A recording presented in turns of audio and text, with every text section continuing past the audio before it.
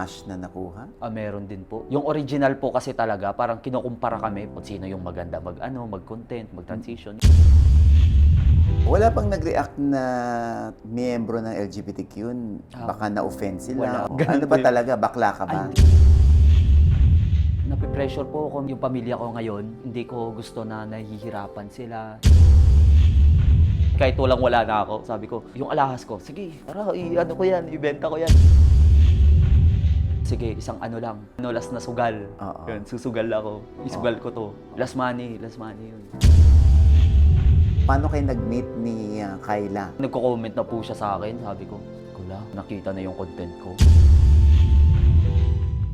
I'm sure kilala nyo ito. Lagi natin itong napapanood at napapangiti tayo eh. So tuwing makikita natin, mapapanood natin itong nabaviral lagi. Oh. Kilala nyo ito? Si John Mark Gon. John Mark? John Mark? John Mark? Sorry.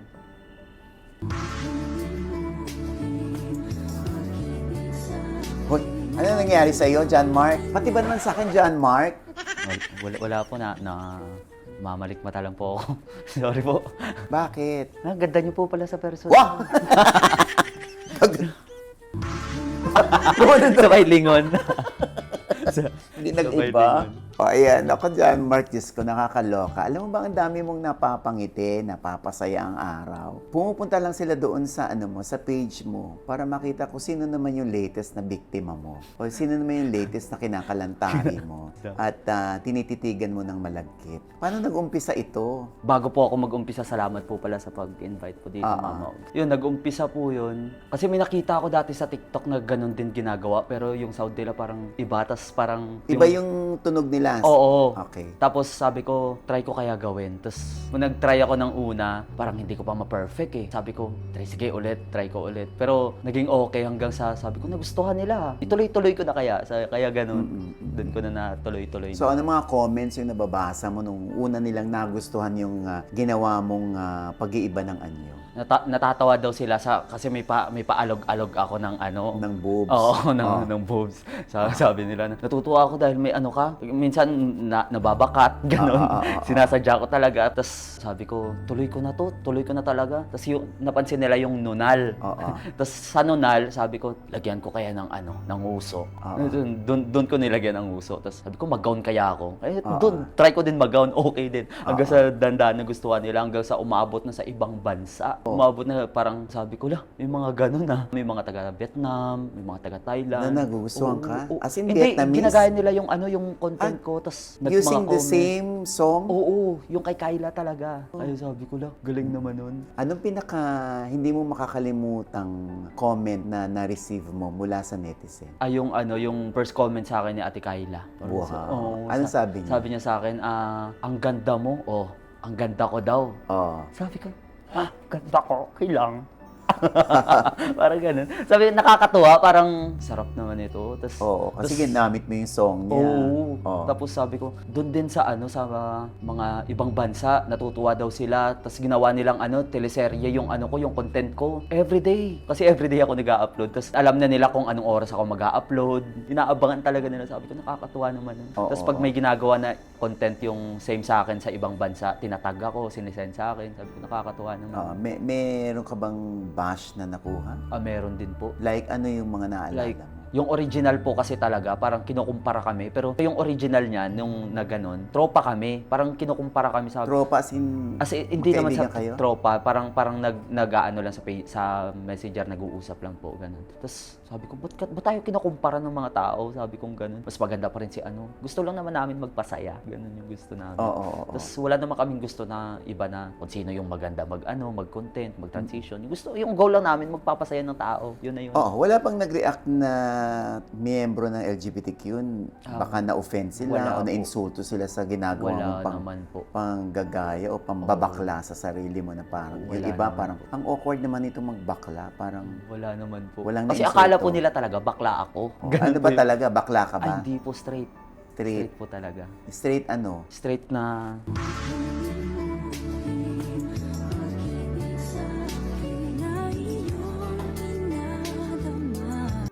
Hindi. Ano? Hindi ba? Straight po talaga, na lalaki. Straight, oo. Straight po ako, pero may mga tropa din akong bakla. Doon ko din siguro na na tawag dito, na apply sa sarili ko. Kasi simula nung bata pa ako, doon na kami nakatambay sa kanila eh. Doon kami natulog, sabay na kami matulog lahat. Naliligo, nagbabanding, ganun. Kaya doon ko din na siguro na kukuha yung mga pitik na ganun, yung mga Oo. basic na lang, ganun. Oo. Ganun. Kaya sabi ko, wala naman akong support naman ako sa mga LGBTQ natin. Oo. Ano sabi naman ng nanay mo? Sabi niya, maging babae ka na lang kaya. Okay, go. Sabi ko ganun. Ayoko. Oo. Natutuwa naman siya dahil, yun nga, marami akong napapasaya sa ganito. So, since marami ka napapasaya, ngayon ba ay kumikita na si John Mark? Kumikita na din po kahit papaano. Kumikita kahit paano, pero ano ba, nasusuportahan mo naman yung mami mo, yung mga kapatid mo. Opo. Okay naman po kasi naka-invest na din po kahit papaano. Ganun. Naka-renovate na din po ng bahay. Wow. Nakakatuwa na to po. Baka naman lumaki na ulo mo. Baka yun ang napapansin ng mga friends mo sa inyo sa lugar niyo sa Bacolod. Hindi Ganun pa naman. rin po kami.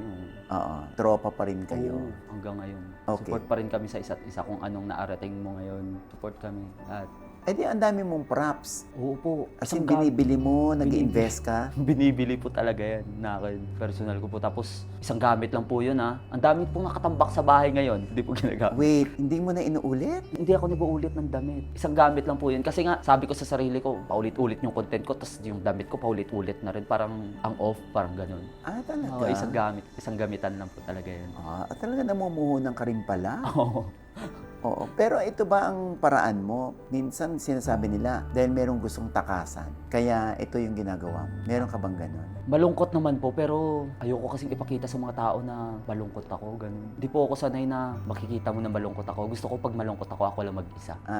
Hindi ka na nandadamay Oo, ng hindi iba. na ako nagdadamay ng iba. Gusto ko pag malungkot po ako, pumupunta na lang po ako sa papa ko. Papa mo? Oo. Asan ang papa mo? Matay na po kasi siya. Pumupunta ka sa Pupunta puntod na lang ako sa ng papa puntod. mo. Opo. Ano, nagsusumbong ka sa kanya? Nagsusumbong ako na parang pagod na ako, hirap na ako, tulong. Gusto mo na sumunod? Hindi. Akala Hindi ko sumunod. Wag muna. Parang ganun, parang pagod na ako, patulong naman po. Parang ganun.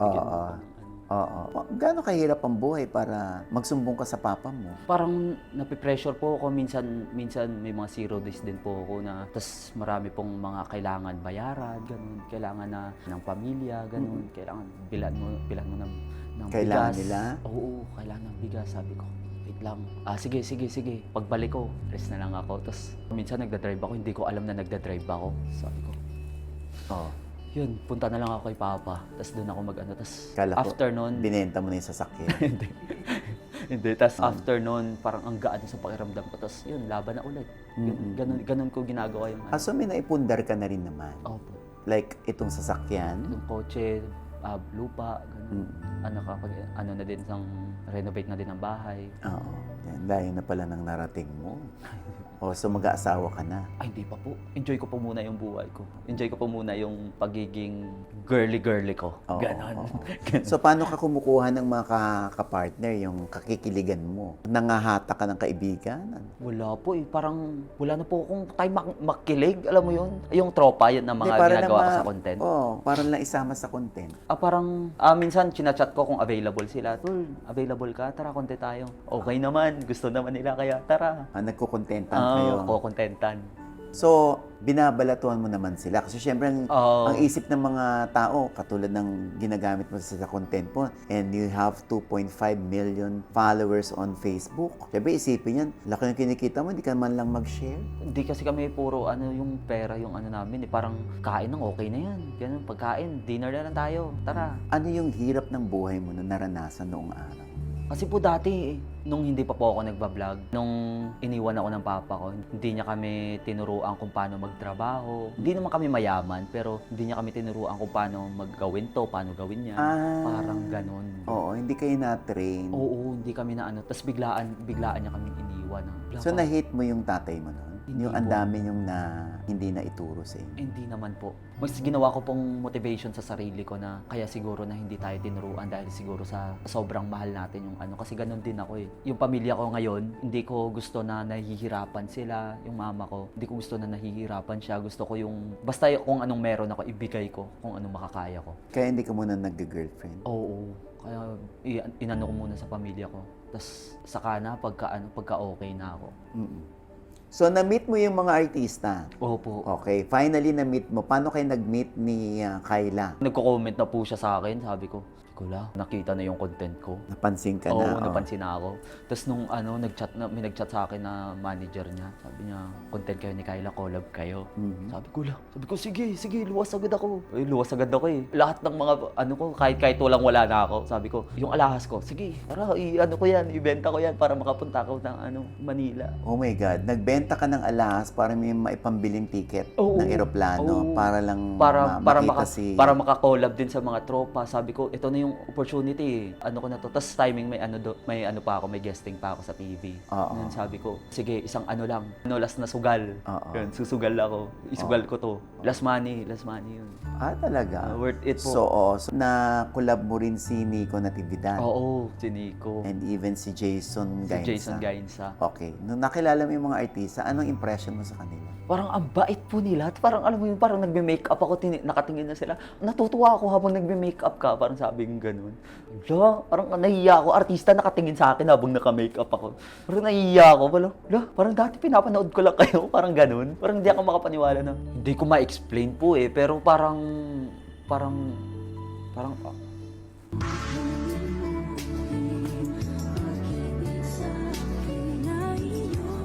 Hoy, ano na nangyari sa'yo? sorry po. Na-distract po kasi ako sa dun eh. So, yun po. Parang di ko talaga ma-explain. Pero ang pogi nila. Si Pogi. Kyla, yung nakikita mo sa TV, nakita mo in person, ano impression mo? Si Ate Kyla po. Mm-mm.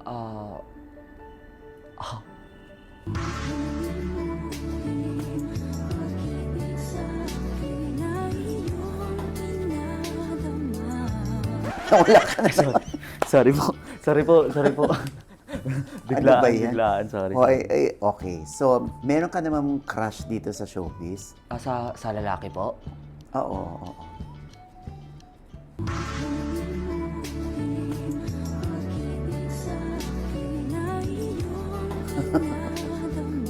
Sino nga? Ano na? Sagutin mo ko. Sorry po, nabigla na po. Oo. Sa ano nga? Nata-transform ako bigla eh. Siguro kung naging babae po ako, gusto ko si Joshua Garcia. Bakit si Joshua? Alam mo yun, parang same kami kasi ng mukha talaga ni Joshua. Ha? Same po kami. Paano? Ang layo! Pag babae po ako. Oo. Akala ko. Pag babae po ako, ganun po yung gusto ni ni Joshua Garcia eh. Oo. Yung mga ganong looks, ganun. Talaga ba? Diyos ko, kakadiri naman si Joshua. Charot. Parang bigla kang Joshua. Oo. Sa babae, sinong crush ni John Mark? Sa babae po,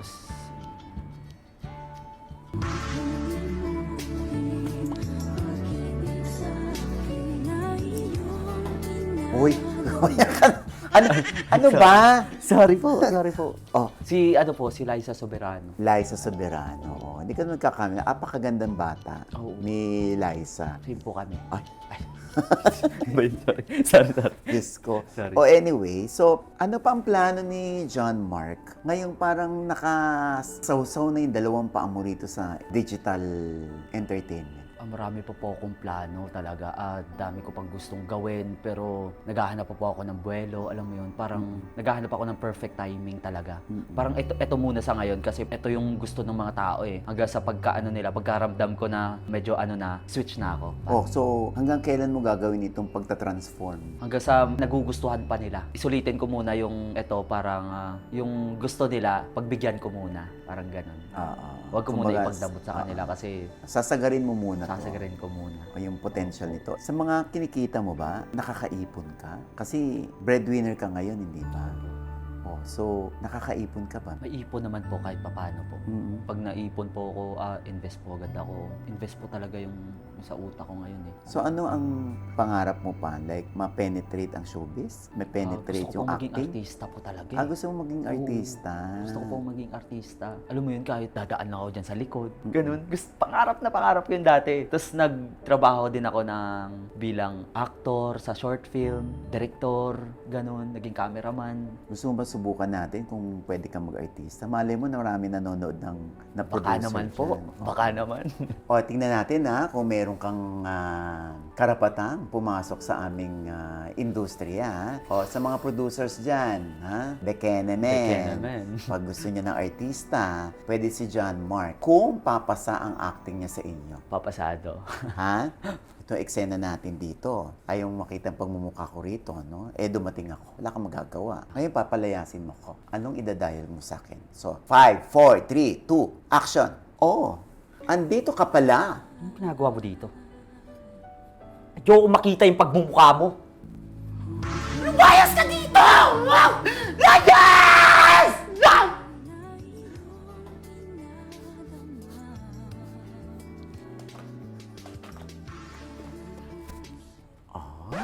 Galing.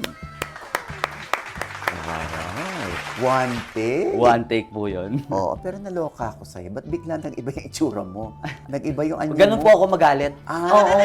Naging babae po. Ganun po ako magalit. So, yun ang pangarap mo, maka-penetrate sa showbiz. Opo.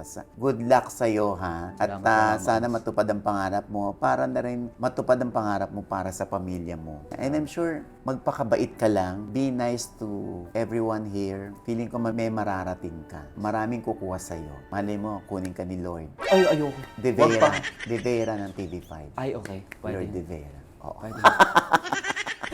Iba yun eh. Nabigla ako, uy. Ayoko muna, wait lang.